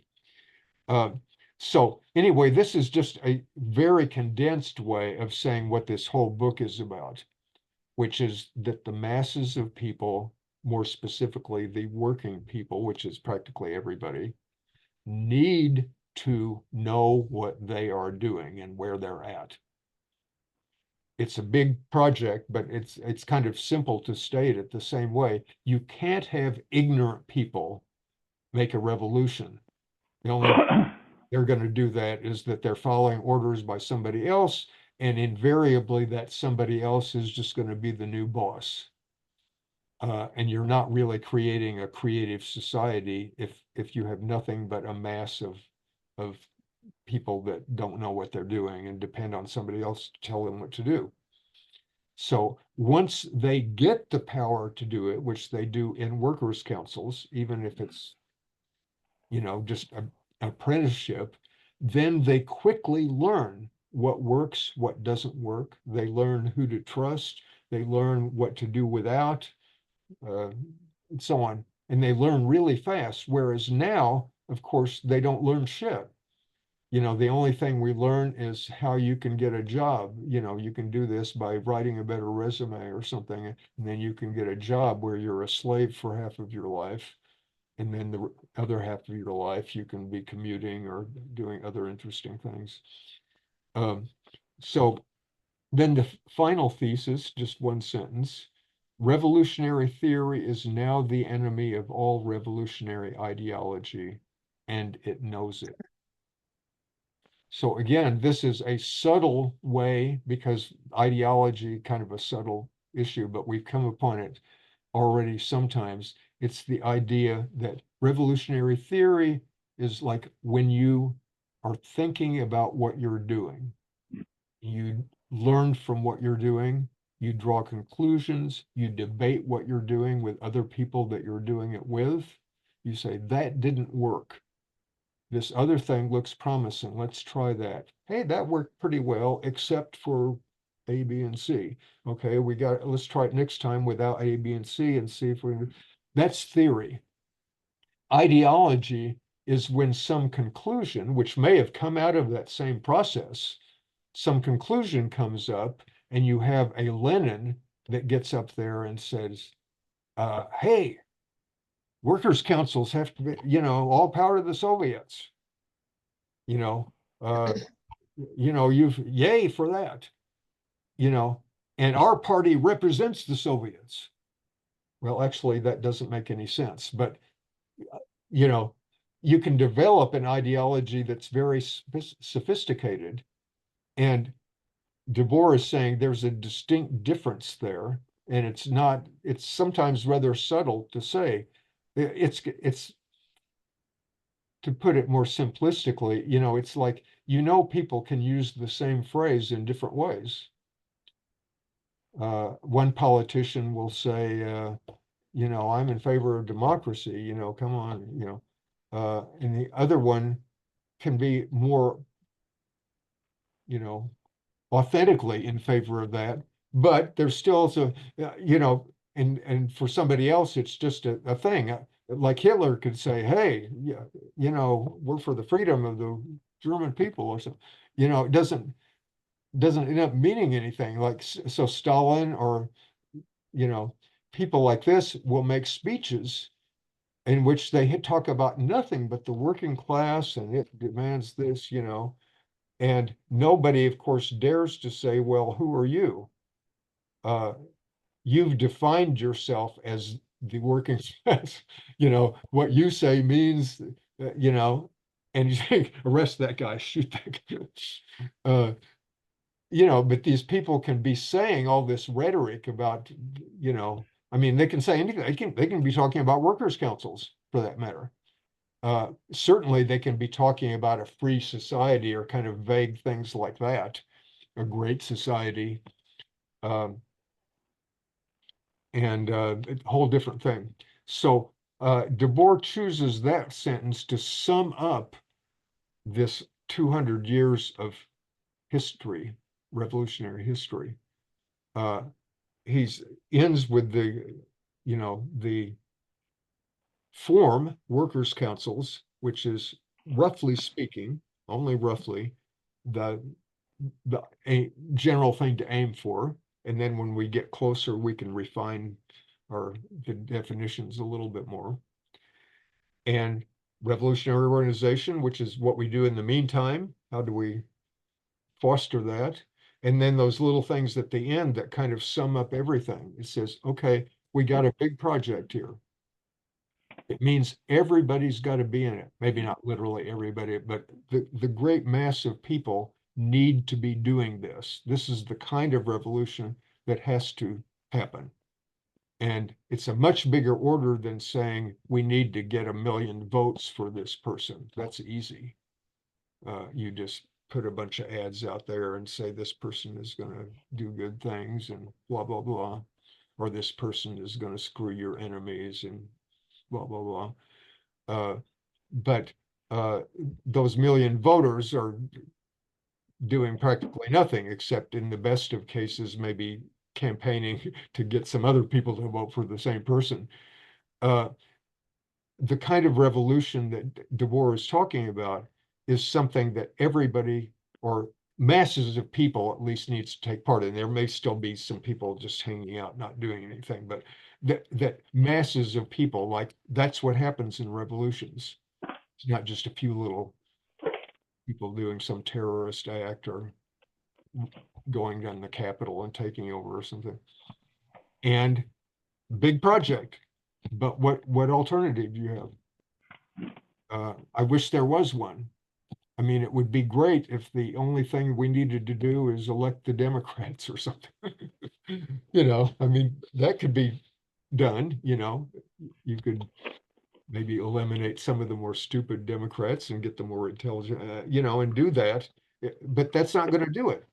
I mean, we've already had cases where they're in power, they don't do anything for 4 years. And then when the election comes out, they, oh my God, we've got to defend abortion rights. Well, you had 4 years. You could have passed a constitutional amendment. Why are you waiting till we get to the end? Uh, so enough of my rambling here. Judy, you still have your hand up, and we have two other raised hands. Yeah, can I go ahead? Go ahead. You know, I gotta say, it kind of hurt my feelings when you ignored my other hand and went on to John, because, I mean, I am the proletariat. I'm sorry, but anyway, what I was gonna say is I used to work with my tools, and there was a certain point where we used to have lunch, and when the lottery first came to California, we used to discuss what we do with our tools if we won the lottery. Would we throw them in the bay? Would we bronze them? Would we keep them? Whatever. And anyway, it was right at that time where people were becoming aware of the personal fortunes that were becoming people were amassing. And I remember I used to argue with my fellow carpenters about how it was not right for somebody to have 300 million at the time. That's what a fortune was, 500 million, whatever. This was in the late 80s, I guess. And my fellow carpenters to the man would say, hey, there's nothing wrong with that. I might be a millionaire someday. I might have 300 million. I want that to be okay. And I would say, no, it drags down the whole society when people have that much money. So we'd argue about this stuff. And anyway, what I was wondering was, if Guy Debord was sitting there having lunch with us, if he was a carpenter, a union carpenter, what would he have said to these guys? Would he have been more convincing than I was? I mean, how do you tell regular working proletariat guys, how do you tell this stuff to them? How do you give them, how do you express these ideas? What would he have said to them? Well, I'm not sure what he would have said to them. It depends on the context. But remember, Debord, like Marx, Marx said, we're not telling the world what it needs to do. Like, get down on your knees, this is what you shall do. We are only talking about how the world is working. And how the world is working will lead people to find out for themselves about that, whether they want to or not. And what happens is that whether it's those workers you're talking about or others, I mean, sure, I was just saying the whole world is pretty clueless. Of course, there are workers, that's a typical attitude, like, well, it's just like where people in England, a lot of them still like the king because they like to be able to imagine that they're the king. But a worker can sort of imagine that in theory, he could win a lottery and then invest it and, you know, become a billionaire or something, even though it's obviously not going to happen in a million years. But they've been so drummed into them to identify with these top people so that it would be a big blow to them to say, well, that's not, I mean, if that same worker had the choice, like, okay, here's $1,000. Do you want to donate that to Jeff Bezos? Because you think he's doing good things? And of course, nobody, again, in a million years would even think about that. They would take the 1,000 for themselves. And anyway, we're kind of getting off track here. So, Sid,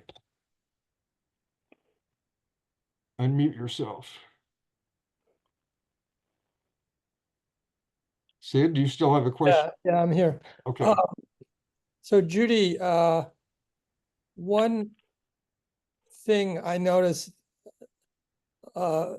seems to be a conundrum or a question, and I think maybe, Ken, you maybe sort of answered this, and it's also it came up, I think Mike might have said something about this in the chat, but I think one of the errors, I mean, one of the things that's easy to fall into is and I think Debord talks about this and we've gone over it, but is the idea that you or someone can actually educate workers or like teach other people or convince other people. You know, what I found sort of in the course of, just interacting at a very local level and with small number of people is that mostly nobody is gonna get educated. It's sort of like, even us, we have to do this for ourselves, right? And sure, Judy, you are the proletariat, like so am I. So we all are, it's like, but we have to, there's something has to happen for ourselves. And so when something else has to happen, it's not like it's our job to be the teachers of the proletariat, which in a way is sort of, according to the board and our whole discussion, is sort of counter what needs to be done. The thing I actually had a question going back to the other things, a question like what, I guess I don't understand, or it's not clear what the difference between councils and assemblies is. You were talking earlier about councils and assemblies, and it seemed like there was some sort of difference, and I didn't quite catch that. Yeah. The original council, the Soviet of 1905 in Russia, was that you have a assembly of workers in the factories. And those assemblies elected delegates, and the delegates went from different parts of St. Petersburg and outlying areas, and they met somewhere. So you might have 100,000 people electing delegates, and 500 delegates meet at some location. And that's the council, that's the Soviet.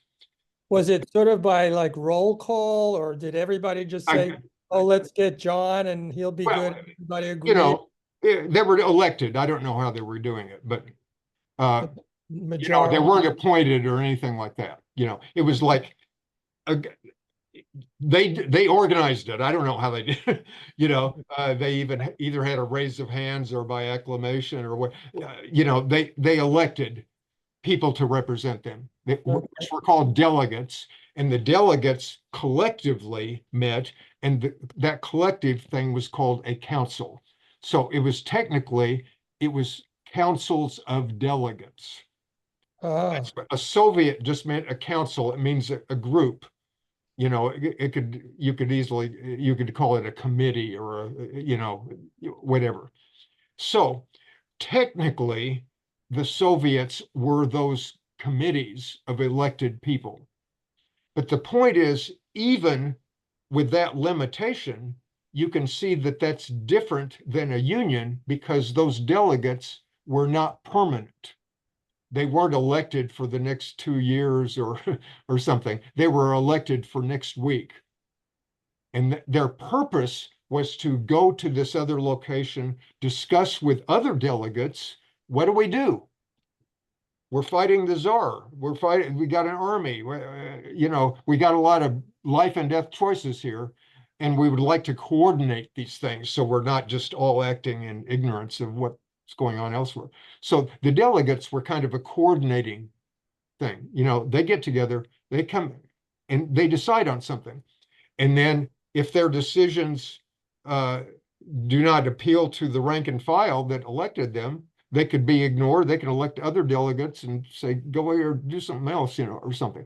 So the point is, very much unlike unions or like governments where you elect representatives for several years, and then they're out of your control.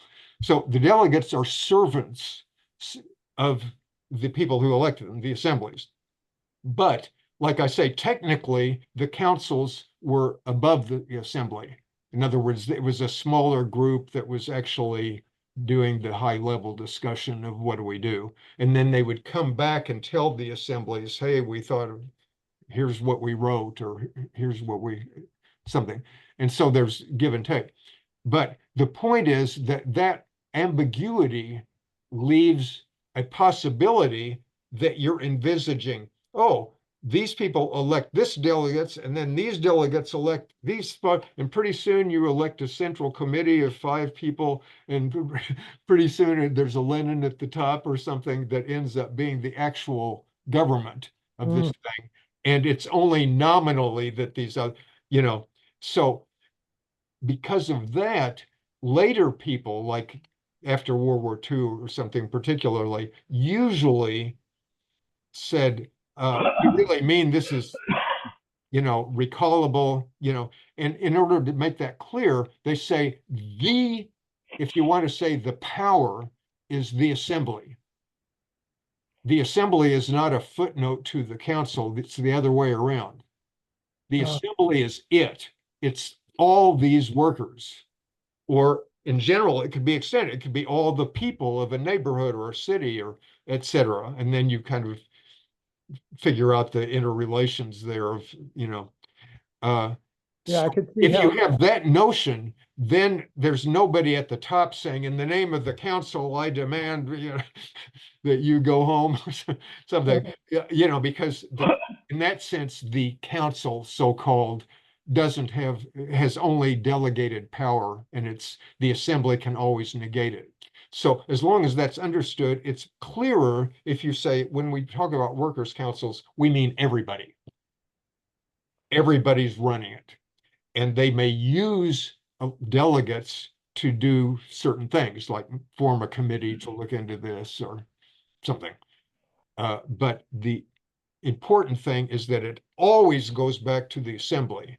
That's the source of, it's the only legitimacy, is that these people all they can do is say, I was temporarily elected to express the following views, or in other cases, I was mandated to do, or in other cases, they can say, I was unmandated. They elected me, but they told me to do what I thought was best, and then get back to them.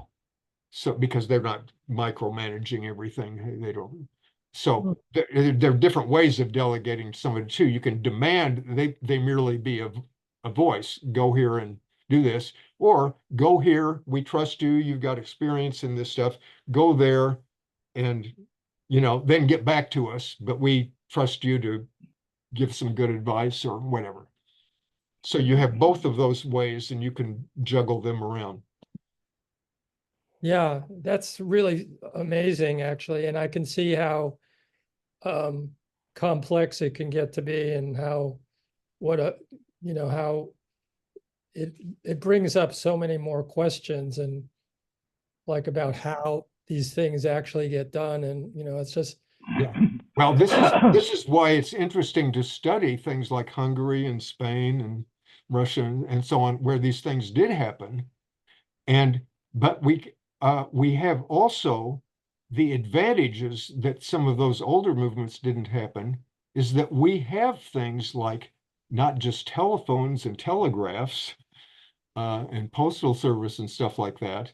We have radio, television, internet, Zooms, all these kind of things, where actually a lot of these problems in the old days, like when the United States was being formed, it might take a representative a month to get to Washington, D.C.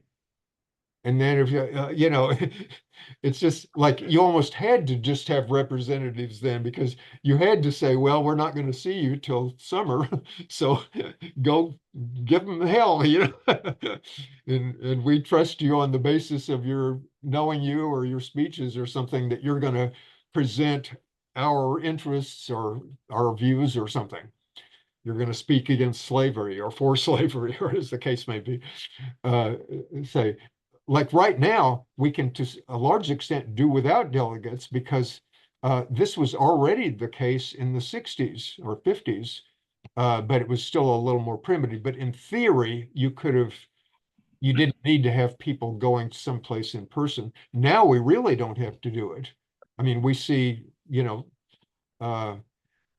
but the point is, to the extent that you're still delegating somebody, like we've arrived at this thing and we want you to present it. You can read our report and then elaborate on it or something, but it's better if one person does it than 100 of us. But it's still our thing and you have no power. Understand? Yeah. And, the people who don't understand don't get elected again and etc. So anyway, it is complicated, but after all, a lot of complicated things get done, that are just as complicated in different ways that can be done, but we have to, if we're ever going to survive, do analogous things that are, instead of things like winning a war or conquering a country or doing stuff like that, are things like, how do we get everybody to, get the food from here to here, or, with more positive kind of things, like we could start out to say, well, let's give everybody housing. Well, that could be done actually pretty simply. It's just that you would need to say, well, which buildings do we requisition? But in order to do that, you already have to have gotten to the state of mind and physical thing that private property and stuff like that is not an issue anymore. And so you can say, okay, first step, get everybody a house, a dwelling. So that can be done in a week. I mean, we've got empty buildings and all that. That's not an issue. But the next steps are much more interesting. And that is, we can do better than these fucking ugly buildings. These are things like they're just something to survive in. They were built just so that workers could be near a factory to do blah, blah, blah. So then we could start doing interesting things like not just a dwelling for everybody, but a home for everybody. A home that everybody decides what they want. And that could be done. I mean, that's where it sounds really utopian, but that's where it gets to be fun, actually. It's like, once people are not desperately depending on where the month's next rent comes from or something like that, you can have people say, well, let's make our own home. I've always wanted to do that. Under present circumstances, you couldn't do it because the property it's sitting on you'd have to pay $1 million and blah, blah, blah. But people have different tastes and they would start doing all kinds of different things. And we even have cases in history where people did that. There was this guy in France who was a mailman in some rural town in the middle of France, and he spent all his spare time building this fantasy castle. I guess he had some property in the country or something like that. And so he spent 30 or 40 years putting together with cement and old bottles and stuff like that. And this became this fantastic castle, which had no rational reason. I mean, it's not like he was building it so he could have a place to live. It was just his fun.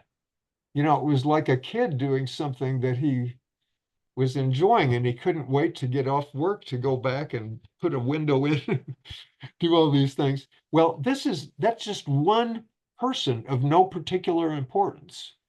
I mean, he was not a genius or any, and he didn't have money and that, but everybody's got that within them. And once people start doing that, like, not just that, can I find a place that I can afford, which is meaningless if you're not in a money economy or something. It's like, whatever other things I'll be doing, I and maybe my family, my friends, whatever, we'd like to make our place really nice. We've got kind of a nice old building here now, but it's got some, you know, or many other people don't have a nice old building. They got some sterile modern thing. And they're, you know, the idea of building your own place, designing your own bed, your own, you know, library room, your own garden, yeah, all these kind of things. And then once you do that, once that's kind of the idea, like this is an interesting thing to do, then you coordinate it. Like, of course, you have to figure out how you divvy up, you know, who gets to live where. And, you know, there might be special places like Yosemite that would be off limits because you don't want a million people camping out at Yosemite Falls or something. But you decide, everybody decides, not just the rich people or the bribed city councils and stuff like that. It's Well, like people decide, like, how are we going to do this?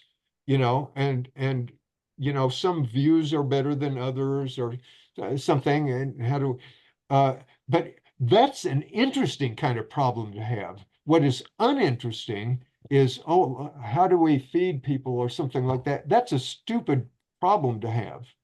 That's just because we have a stupid social system that's hundreds of years out of date. Whereas an interesting thing is once we're free of that kind of bullshit, what do we decide to do?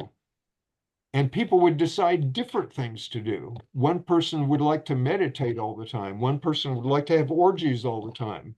One person would like a nature view. One person loves big urban scenes. And, you know, you just have a zillion different sort of things that people might come up with.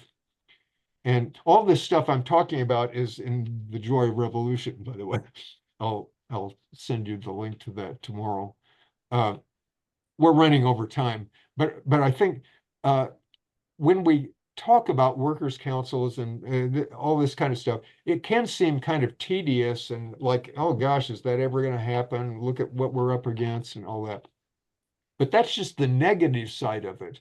That's just because we find ourselves in a ridiculous situation and we got to fight our way out of it. It's not just going to go away. But the process of fighting our way out of it also includes positive things. Like, do you have the imagination to figure out what can replace that ugly building? What will replace activities for people who are now in an army or something like that? What do they do instead? You know, what are things worth doing as opposed to things like figuring out how to sell people some worthless product? Or arresting people if they try to steal some worthless product and everything like that. So we have a whole other bunch of stuff that is just hinted at in Society of the Spectacle. But believe me, it's what Debord is talking about. He wouldn't have been doing any of this stuff if this was not all in the background. But for this purpose, he's just very much to the point. He's not talking about how great it's going to be, or even if it's going to be. Later on, he said, maybe this won't happen. You know, I don't give any guarantees. But when he talks about if it did happen, one of his few projections, he said it's an endless conflict. And he sort of, it reminds me of a thing of William Blake had something like generous contention, I think was the phrase. It's like there's so many possibilities that we could do if we didn't have to waste time with all this capitalist bullshit and the stuff that go with it. Then we could think, where do we want to go? I mean, do I want to go on a spiritual trip? Do I want to, you know, get into nature? Do I want to experiment with these different things? Do I want to, like I say, build my own house, have my own garden, help other people have their own gardens, show them how to grow these things or how to build the stuff, communicate, travel to other places where people are coming up with whole different, they're building their homes, but they're much weirder than ours. Gosh, what are they? You know, you get ideas like it's as if suddenly, instead of all this homogeneity that we have, like where every airport looks the same all over the world and so on, there's no reason why there couldn't be a million different little villages or something, you know, each one of which would have eccentricities, have its things, you know, things that its people liked. And if you didn't like it, you'd go to some neighboring community where they did different things, different styles, different kinds of cooking, you know, whatever. And those are the things, that's the interesting problems. Which is the last chapter of Joy of Revolution, is called More Interesting Problems. It's just to say, yeah, endless, you never get over problems, but it's a stupid problem to say, how do we stop a war? What the fuck is a war doing? You know, why is it there in the first place? Or how can we get hungry people free? Why are they hungry people? It's stupid. You know, so that's stupid problems. They're not interesting. They're just things that have to be addressed, more or less, you know. But there are other problems that are much more interesting, and that's endless. You know, it's like, what do we want to do? Like, we're all these different people, you know, we have all these different potential disagreements, differences of taste. How do we resolve that, combine it, all that whole bunch of stuff like that would be interesting. You know, like most of the things that we do now are not very interesting. I mean, the best you can say is, oh, I'm in the PTA because my children are this and I want them to do it. You know, I mean, it's just such a paltry little thing, you know, that you're joining with some group of people just because another group of people wants to ban books from their school libraries or something, and you've got to fight against that. You know, that kind of idiocy comes when people are alienated. You know, I mean, the people that are doing all this dumb stuff, like, you know, Trump or whatever else in different ways, they're doing it because they've been kept in ignorant and they have no idea what an alternative is. So their only idea of joy is getting somebody that pisses them off, that their guy promises to, you know, kick them out of the country or something. I mean, it's these little petty thrills, and you know, it's not a joyous, creative kind of thing. And when people have a taste of the latter, they don't want to do stuff like fight in a war or, you know, do electoral campaigns or something. I mean, what stupid stuff to have to bother with. They want to do things that are like, how can our community have more fun? How can we help out the rare person who isn't, you know, getting, you know, enjoying it or something? How can we, I mean, that can go on, and that is interesting. But to do that, we have to get rid of this machine that we're in now.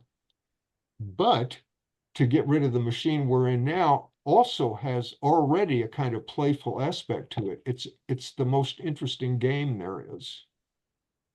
I mean, I like to play other games. I like to play tennis and Scrabble and these things like this. But that's a really interesting game, you know, and it's a game that Debord spent all his life at, you know, and just obviously savored.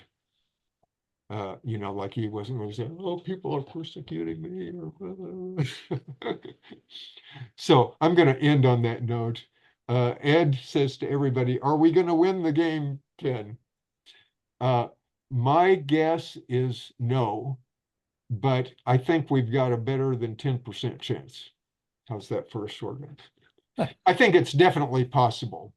There's a lot of things that can go wrong, and mostly ecological kind of things that can get out of hand.